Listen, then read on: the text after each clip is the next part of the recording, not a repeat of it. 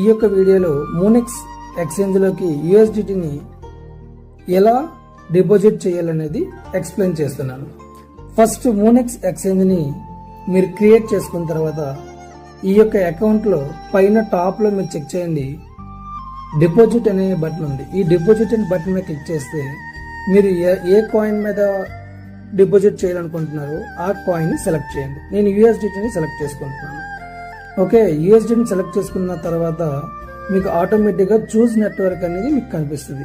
చూస్ నెట్వర్క్లో BEP20ని ఇక్కడ BEP20 మీద క్లిక్ చేయండి. మీకు BEP20 అయితే ట్రాన్సాక్షన్ ఫీస్ చాలా తక్కువ ఉంటుంది కాబట్టి BEP20ని మాత్రమే సెలెక్ట్ చేసుకోండి.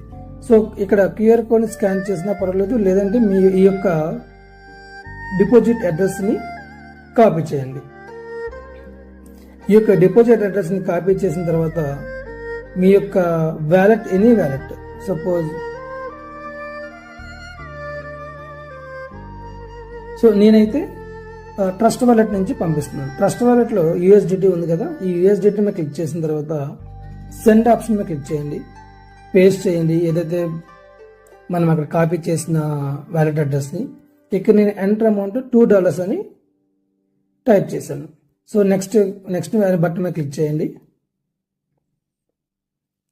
ఇక్కడ కన్ఫర్మ్ ట్రస్ట్ వాలెట్లో కన్ఫర్మ్ అనే బటన్ మీద క్లిక్ చేయాలి. సో కన్ఫర్మ్ అనే బటన్ మీద క్లిక్ చేసిన తర్వాత మీకు పాస్కోడ్ అడుగుతుంది. పాస్కోడ్ మీరు ఎంటర్ చేసినాక సో ప్రాసెసింగ్ అవుతుంది, సక్సెస్ అయింది. సో ఇక్కడ పెండింగ్ అని చూపిస్తుంది కదా, ఈ పెండింగ్ అనేది మీకు కంప్లీటెడ్ అనే ఆప్షన్ ఇక్కడ వస్తుంది అనమాట. ఎప్పుడైతే మీది $2 సెంట్ అని వచ్చింది కదా, ఇక్కడ మీరు రిఫ్రెష్ చేస్తే కంప్లీట్ అని వచ్చింది. వన్స్ కంప్లీట్ అయిపోయిన తర్వాత మీ యొక్క డిపాజిట్ అడ్రస్ ఏదైతే ఉందో దాని మీద మూనెక్స్ ఇది. సో మూనెక్స్ యాప్ ఓపెన్ చేసిన తర్వాత మీరు ఇక్కడ చూసారా ఇనిషియేట్ డిపాజిట్ అని ఉంది కింద.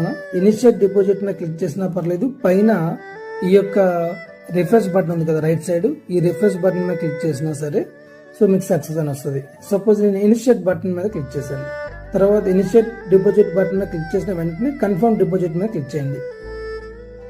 So back to success. So సింపుల్గా వెరీ ఈజీ మీ మెథడ్లో మీకైతే చాలా ఫాస్ట్గా డిపాజిట్ అయిపోతుంది. ఓకేనా, థ్యాంక్ యూ.